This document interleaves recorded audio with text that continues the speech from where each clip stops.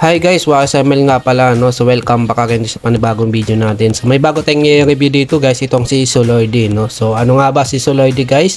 So the word first BTC original inscription, no? In Solana, no? So under siya ng Solana guys, and then itong original inscription guys, so it means guys ay isa siyang digital artifacts, no? Itong si Soloide. So Solana plus gamification plus Bitcoin ordinals plus BRC20, no, plus NFTs, no. So pwede tayo bumili ng tokens nila dito or yung coin nila, no. So click lang natin itong buy coins. So mapupunta tayo dito sa Jupiter, no. Ayan, so Jupiter version 3. So makikita natin dito guys yung Sol. Pwede natin ipalit sa solo tokens nila, no. So tinatawag na solo, no, itong si Soloide, yung tokens nila dito. So connect lang natin yung wallet and then itong Phantom. So auto confirm naman yan, no. So paano nga ba gumawa ng Phantom wallet? So punta lang tayo dito sa phantom.app, no. So da-download lang natin ito guys, yan.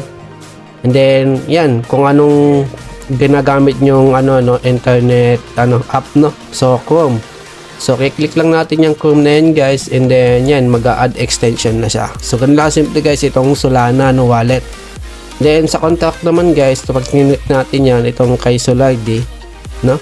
So mapupunta tayo dito sa Solscan. So makikita natin dito guys yung mga contract or mga transactions na sasagawa natin dito kay Soloide, no.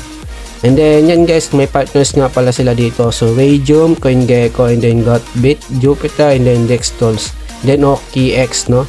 Yung mga partners nila dito. Meron din dito market cap, no. So pag click natin ito CoinGecko guys, is makikita natin dito yung tokens nila, no. So which is meron sila dito ang current price na 0.001869 na Soloide tokens, no, na USD, no. Makikita natin yung galaw, no, nung kanilang chart. Ayan, so polish, high quality, then Soloide #bullish. So yan, so augmented reality, no. So non-fungible token siya guys. Then BRC20 solos, makikita natin mga other informations, no. And then 3D characters gamifications, yan. The Soloide team is hard at work to partner with prominent gaming, no. So companies, organization including Epic Games to use Soloide in widely popular games. And so pwede natin magamit, no, itong si Soloide or yung kanilang tokens, no, sa mga including Epic Games guys, no. Then Soloide merchandise, meron din sila dito. So link to ordinal guys, pag click natin yan, makikita natin dito sa ordinals bot. So makikita natin yung ID, owner, no. Ito inscription guys, no. Then yung ID nya. So makikita natin dito, no.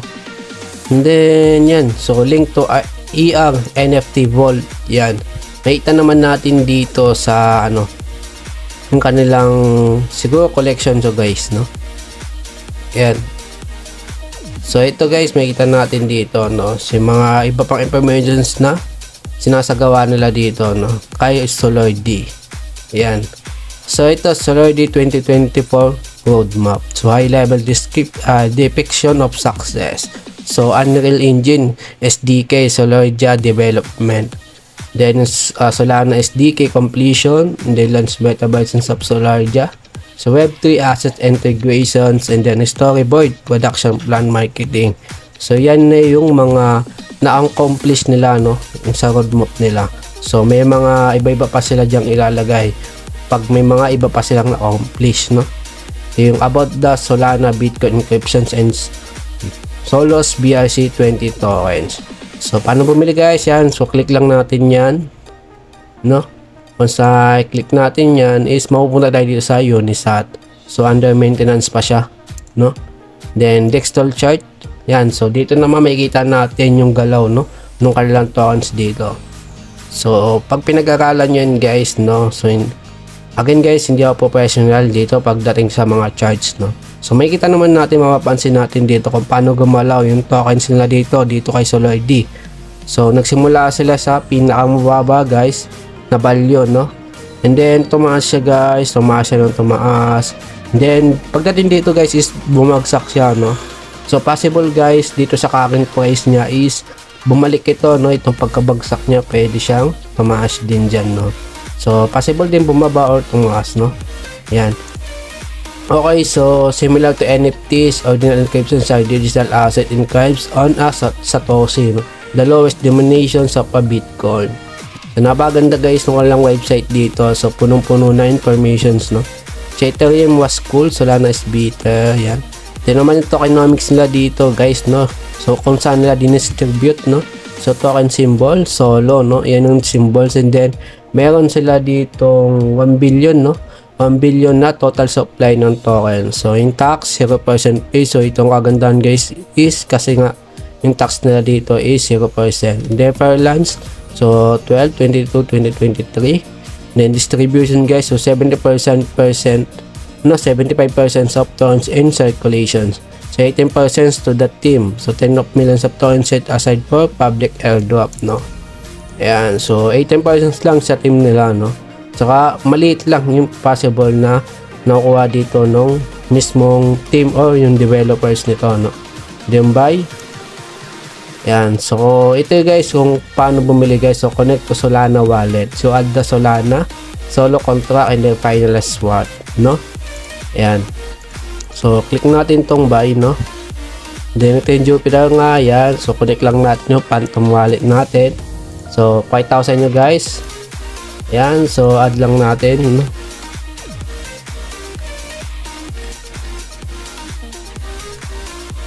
Yan, so connect lang natin guys. Yan, so na-connect na natin. Napaka-simple lang, no? Yan, so na-connect na natin guys is pwede na tayo bumili, no? Ng kanilang tokens in solo. So gamit yung Solana, no? Pwede din natin yan yung swap or swap natin sa Solana mismo. Yan. And then social media nila guys, no? So meron sila itong Twitter. Okay? Okay, ito yung Twitter nila, which is meron silang 11,000 followers guys. Ayan. Makikita natin dito yung mga updates, no? Na gagawin nila dito kay Solordi. Ayan. Dami nila ditong naging updates na, and then yung mga price pinopost din nila. And then itong Telegram nila, no? Okay? So meron sila ditong 2,053 members, no? So may pagka-active, no? So kagandahan dito guys sa mga project, no? So kailangan talaga una natin titignan dito is yung community nila, no? So kung napaka-active or legit, no? Yan. So akit tayo dito, makikita natin dito yung merch, no? Okay, ito naman yung merch, no? Pwede natin pwede tayo bumili dito ng Solordi merch, no? Ito yung store nila guys. So ito yung mga price, no? So 25. Yan, so napakaganda ng mga merch nila dito, no? May cup, then jacket guys, sweet shirts, no? And then yan, magaganda, no guys, kasi may merch din sila dito, no? So pwede tayo mag-order dito.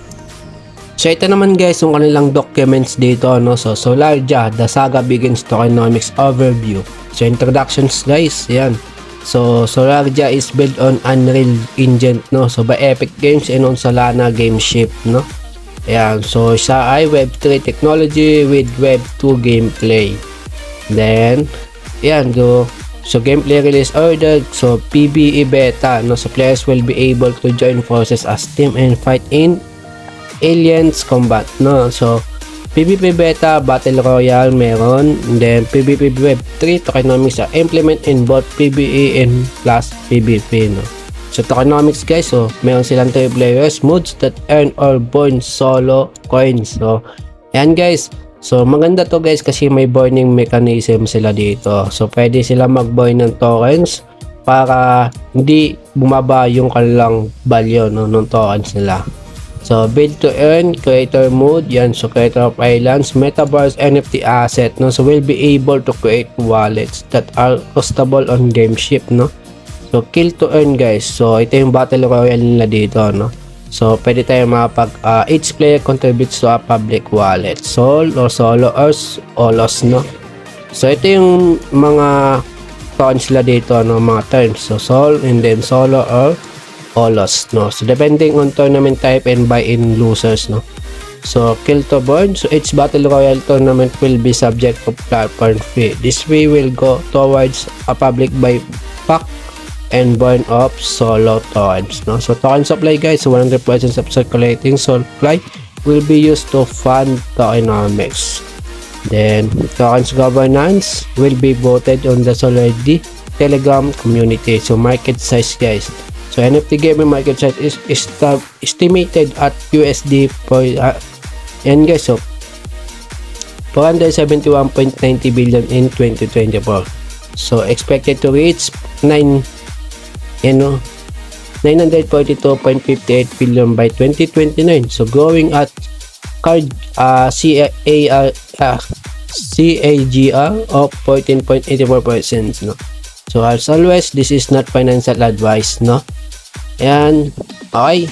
So hanggang dito na lang guys, sana may natutunan kayo dito kay Solidity.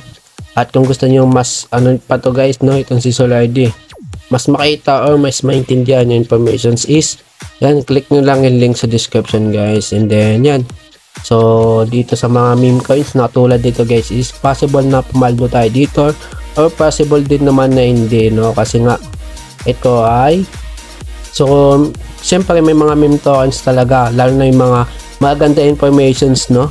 Yun talagang mga meme coins. So yun, kadalasan yun yung pumapaldo. So katali kung si Solidity, no? So maganda yung kanyang informations. Then again guys, yan, so hanggang dito na lang.